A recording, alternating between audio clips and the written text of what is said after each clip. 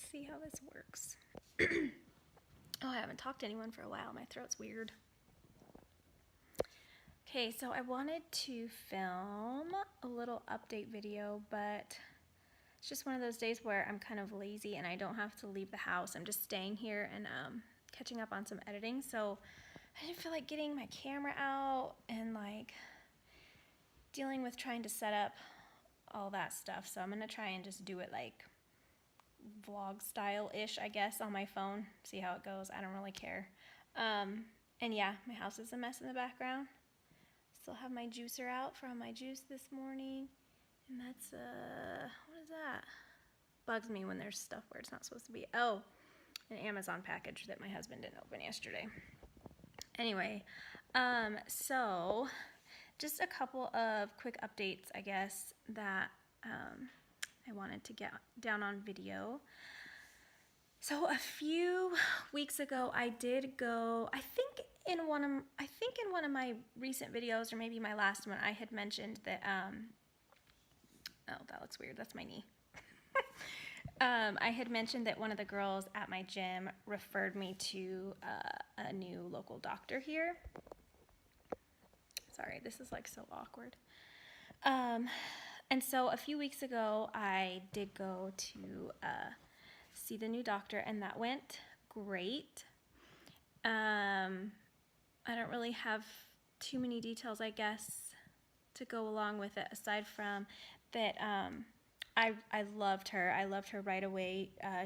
We sat down and she asked me tons of questions. She went over all of my like previous medical stuff and all of the ultrasounds and MRI and just everything that I had already had done before.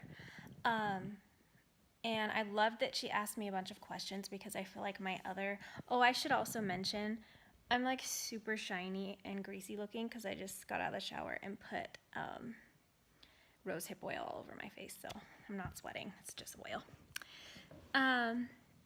So yeah, I like that she asked me a bunch of questions because I feel like my other doctor didn't really do that the way that I would have liked her to, I guess. I don't know, I feel like she didn't care as much as I can tell that this doctor already cares a lot about me and about what's going on. So long story short, I guess, can you hear that noise? My dog, oh, I can't show you, but my dog is chewing on a toy on the floor, so if that you hear like a weird licking sound, that's my puppy.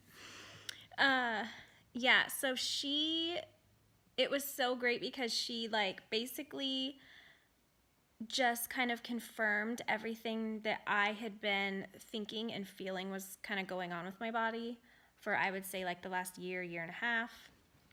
And when I went to that fertility doctor appointment a couple of years ago, she wasn't crazy. She's the first one who had told me she thought that I had that endometrioma and that I probably had endometriosis, which is why I wasn't getting pregnant. Yeah, she wasn't crazy. I kind of wish that I had done that what is it called?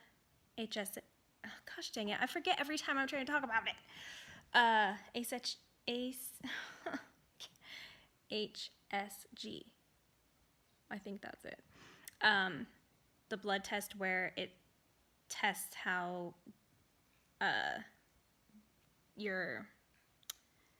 the quality of your eggs. I wish that I had done that back then, because I would have known all of this a lot sooner. But anyway, so this new doctor said,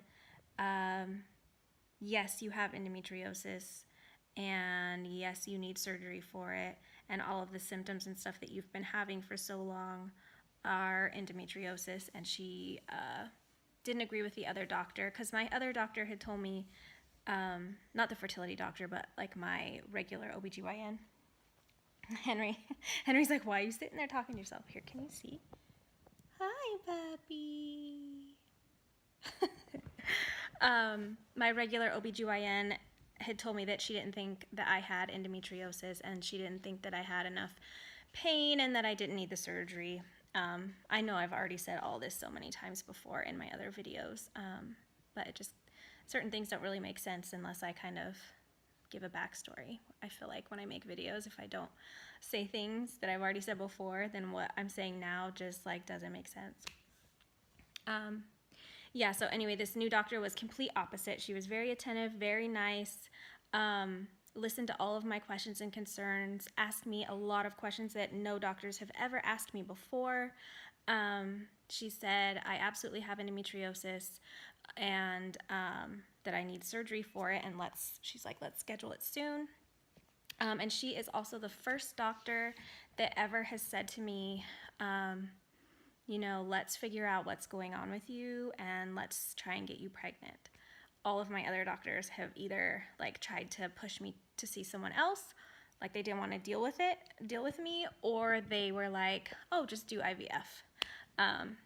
And as you already know, if you've watched my other videos, I didn't want to do IVF. It took me a really long time to be okay with doing it. And then when I finally decided that it was something that I probably needed to do and could do, I found out that I didn't really have the option to do that unless we like put ourselves in like not a financial situation that would have been great, and I didn't want to do that to us just to do IVF. So anyway, so another thing that she did that my other doctors hadn't done before is she did a internal and external ultrasound, which I've had a lot of those before. But for this one, she showed me where the endometrioma was, and she like measured it out for me and explained it and explained like the difference between the areas that were normal and why that didn't look normal and why she knew it was an endometrioma. And she also, when she was doing the internal one with the wand, she was like putting a little bit of pressure in certain areas, asking me if it hurt, and it hurt a lot. None of my other doctors had ever never done that before. And she told me the reason why it was hurting in those areas was because of the endometriosis. That's what it was, and that anybody that didn't have it, that wouldn't hurt them.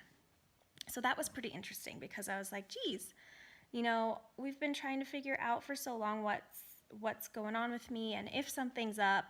And then the word endometriosis has been thrown around quite a few times. So you would think that my other doctor would have maybe wanted to check and see if I had it, even like on the ultrasound like this new doctor did. She never did that. Anyway, so I have surgery scheduled. It is next week. It is the 29th. I have a pre-op appointment on June 28th. Sorry, now my dog's drinking water. I guess this is just how this goes. I feel like I'm doing a live video on Instagram because that's what I usually use for my phone, but I wanted to get something up on YouTube so that I could have record of it and have it saved. Yeah, so I have a pre-op June 28th. My surgery is June 29th, and I'm really excited. I'm a little bit nervous just because I know it can be painful, and I've never had a surgery before. But I just keep trying to tell myself I know that the pain is temporary, and the benefits of after having the surgery are going to be well worth it, even if it turns out that I can't get pregnant. Still, you know, I want to get that out. It shouldn't be there. And all endometriosis does is get worse and grow more and cause you more pain and more symptoms. So I'm feeling like I'm just going to throw some stuff out there that's probably going to sound crazy, but I just want to see if my intuition on this was accurate or not. But I feel like I've had endometriosis for a really long time. I mean, I could have even had it since I was a teenager, and they won't be able to tell me how long I've had it, I'm sure. But I think I've had it for a really long time, now that I know a lot of the symptoms of it that I didn't know before. And like stomach bloating is a huge symptom that I've had for so long, and I thought that it was food. And so I've tried a bunch of different, not diets, but like different ways of eating, like cutting dairy, cutting meat, cutting everything, doing keto, doing vegan doing, I mean, I've tried everything, just thinking like, oh, maybe if I do this, like, my stomach, Henry's coming to visit. Do you want outside? Let me go let him outside. I guess you can come with me. I have to unplug my phone because it was dying and I had to plug it in. Okay, let's go outside. I'll take you to go potty. So the stomach bloating issue thing is a major one. And I didn't really realize that that was a symptom of endometriosis, I guess, because I didn't really know a lot about it before getting into all this stuff with me. So, and it's not just like your, I won't say normal because I don't know if there is like a normal bloating, but it's not just your typical like, oh, I ate a bunch of pasta and now I'm bloated type of thing. It's where I want to say, I mean, not every single day, but almost every single day. Whoa. Holy cow. Almost every single day I have like extreme bloating and pain where, I mean, it looks like I'm 3 months pregnant and my stomach is rock hard. And I mean, yes, of course, eating certain things makes it worse, but most of the time it's not related to anything other than it just happens. I did take some photos of, like some before and after photos a couple weeks ago, I think, that I put on my Instagram if you want to go see those. And that wasn't even an extreme one. That was like, I think, an hour and a half difference from the time I ate a chicken salad. And then an hour and a half later, my stomach was just massive and painful. And it's not like gas type of bloating either, like from certain foods you might think of. It's just like, it just stays there. I have it right now. I would show you, but my shirt's see-through and I don't have a bra on, so I'm not going to show you. Because that's me right now. I'm in like comfy clothes, going to sit here and edit. So yeah, I didn't want to get uncomfortable. That's another thing too, is for so long, and I mean, if you are a friend or family member, you've probably heard me say so many times that my stomach hurts. And you've probably heard me say so many times that like I can't wear jeans, or like I need to take these pants off right away, or like even after gym sometimes, like I just need to get these clothes off, I need to get my sweats on. And it's all because my stomach hurts that bad that like I can't even have anything, like even sometimes like what I have on right now are just like these little pajama shorts and they're really loose, but they're uncomfortable right now. They're not hurting me, but they're uncomfortable. That's how bad it gets a lot of the time. So that is a huge symptom that I've had for a long time. So anyway, my feeling is that I have had endometriosis for a long time, and I think that it is growing in a lot more places probably than if like I had like just started getting it or something. I think it's been growing for a long time. I wouldn't be surprised if it's like on my bladder, on my bowels, even like maybe my diaphragm area. You guys, I'm just making all of this up because I want to, like, this is stuff I've just been thinking. And so I just want to see if I'm right. And I could be completely wrong and then I'm going to sound crazy, but whatever. I just want to see. And I wouldn't be surprised. I think that it's grown. I think it's blocking either both of my fallopian tubes or one of them. And I think that that is what's causing me to have infertility all this time. I think that I am ovulating, but my egg isn't able to drop. That's what I think. We'll see how right I am. And I don't even know if the doctors will be able to tell me all of that, but I definitely think that I have it growing more places than it should, and that it might be, I guess that's what I'm a little bit nervous about with the surgery. I think that it's going to be like growing other places, and so it's going to be more painful after the surgery because they've had to take so much out. That's what I'm thinking is going to happen. And then, oh, also, while I'm getting the laparoscopic surgery, which is what it's called when you do it for endometriosis, is put like a few holes in your belly and go in and laser it off. While he's doing that, he's also going to do the dye test. Oh, maybe that's called the ACE. Why can't I never say HS? I always want to say AIDS. I can't say it. HSG, I think that's the dye test. So the blood test, I don't remember what the heck that was called. I'm all messed up. Anyway, he's gonna do a test where he pushes dye through my fallopian tube so that he can check if they're open or not. And I guess how you know is the dye will, if it doesn't come out and get stuck in there, then obviously there's a blockage. And then if he's able to push the dye through, he'll be able to see it. I guess it just like comes out into your abdomen or something, or I think it goes into your uterus and then like your body just absorbs it or something like that. So he'll be able to tell. Yeah, so I'm excited for it. I am also a little nervous for the after because my husband is a big baby when it comes to medical stuff, blood, all of that. He's passed out before at an appointment with me. He's passed out giving blood himself. He's passed out when he cut his thumb open. I love him. And that's just part of him. He's just like that. And I mean, I guess there's nothing he can do about it. But so he's going to have to help me a little bit and like change my bandages and stuff, and so I'm a little bit worried that he's not going to be able to handle that because I know I'm not going to feel good for probably at least a couple of days, if not a few days. So I'm going to need his help.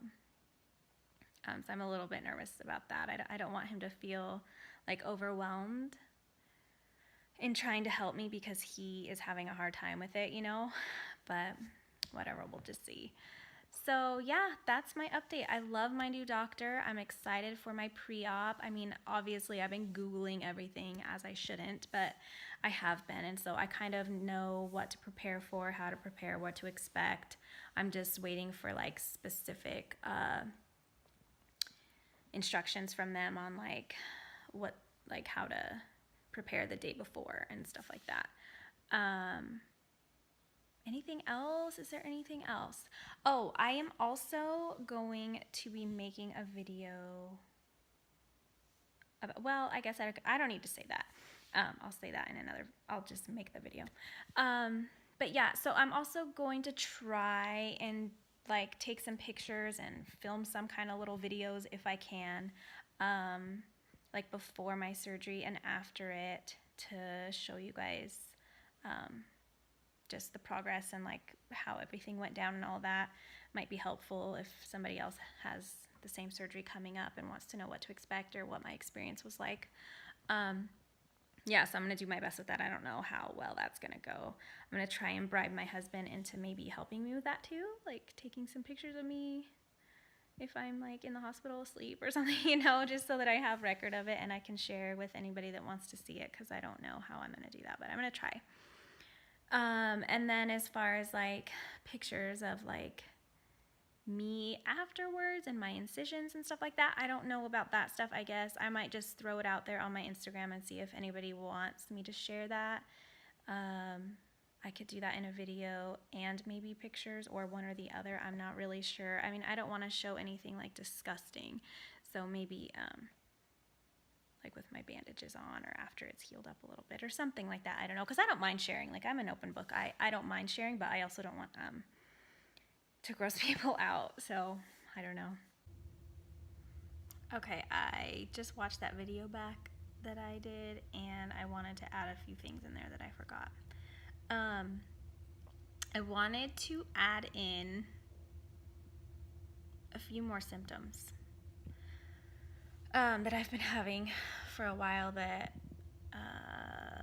get pretty bad sometimes, and my stomach's growling because I'm starving, so just ignore that. Fatigue is a huge one. Oh my gosh. And I had no idea, like I thought maybe I had like a vitamin deficiency or a thyroid issue. I had my thyroid checked and it's totally fine.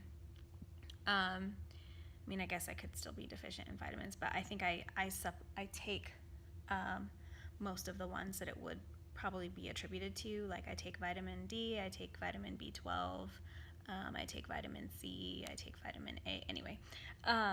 But fatigue is a major one, and the last, I don't know, maybe 2 weeks, it's been really bad right now too, to where like I've been taking a nap every day, which is not normal. And nothing's really changed. Like, I've just been doing my same routine, getting up, going to the gym in the morning, eating how I normally eat, working for a few hours, like shooting houses outside, and editing. And then all of a sudden I'm just like so fatigued. And I don't mean like just tired, like, oh, I feel tired, I'm sleepy. Like, driving, I'm thinking to myself, how am I going to get home? I'm that tired right now. So that's been a major one. Another one is like shortness of breath, which that's really weird, and that's kind of why I think that I might have some of the endometriosis like near my diaphragm or on it or something, because and I was wondering this the other day when I read that that was a symptom. I was wondering if that affects my classes at the gym, because we wear MyZone belts and like my heart rate's always quite high, and like I have a hard time like breathing and stuff if we do cardio thing. Not a hard time breathing, but like, I mean, I can breathe, but it's just like I don't know, I can't explain it. But that has been happening for like, I guess getting like worse the last few months, which is kind of weird.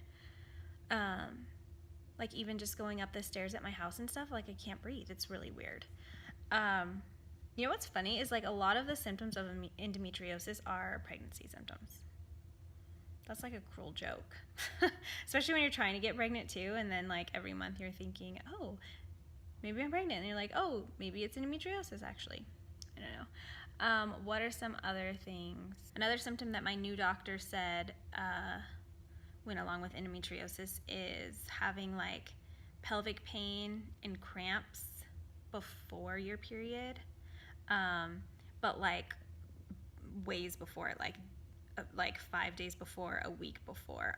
That's not typically normal. Usually, you would have like pelvic pain and cramping like the day you start your period or like the day before, right around there. But if you have it like a week before, and that's a symptom that I have. Also, spotting between your periods. I have that. I didn't used to have that, but the last few years, my cycles like changed, and I definitely have that now pretty much every single month, which is the endometriosis as well. What else do I have? I guess that's it. I guess just the fatigue, the spotting, and the bloating are the major big ones with me. And then also I have other inflammatory things that go on with my body, like my knuckles. I don't know if you can really tell. It's hard to show that. See this middle knuckle? And it's not too purple right now. Sometimes it gets really bad, like if I'm working out and stuff. And I've never really talked about that before because I don't have a proper diagnosis for it, but see this ring finger and this pinky finger, how those knuckles are like kind of swollen and discolored. So 3 of my knuckles do that. The middle one on this one, you can kind of see. And I have psoriasis, which I've talked about that before. And that can cause psoriatic arthritis. And I've had 3 doctors tell me that that's what that is. I haven't had an actual rheumatologist tell me that, just because I haven't got into one. They're quite far out, like they're booked out quite far. And then also I know that since it's not like a homeopathic doctor, that they would just say that I could take medication for it, and I know I won't be able to take the medication since I'm trying to get pregnant anyway, so I just haven't gone. Anyway, so that is most likely psoriatic arthritis, so that gives me a lot of trouble as well, especially like working out. My trainers get annoyed with me. Like a lot of the times they want me to pick up a heavier weight, and I'm like, no, I can't, and they don't remember that my knuckles hurt or don't bend sometimes very well, and so like the heavier the weight at my gym, like the fatter it is to grab, and I like physically can't like squeeze and bend those knuckles like you normally would be able to. So a lot of exercising isn't good for them. And then like when we're down on the ground doing planks and all that kind of stuff, they act up on me. Anyway, so those give me issues, and they're painful, even to touch. It hurts a lot, and to hold my camera gives me issues sometimes. So I'm hoping I can take care of that and maybe do some changes with my diet and start juicing and stuff again, and maybe it will help with that and it'll go away because it's really annoying. But yeah, that's my update. I'm sure I will give you an update after everything, after my surgery. I don't know how long after, but I'll just do it when I can and when I feel like it. So yeah, that's it. I don't know what video number this is because this isn't like my normal YouTube video. I didn't even go back and see like what my last video was or what I was talking about or anything. So I have no idea, but I just wanted to get this one up and out there to let you guys know what was going on. And that's it. So have a good day. I will talk to you guys soon. Bye.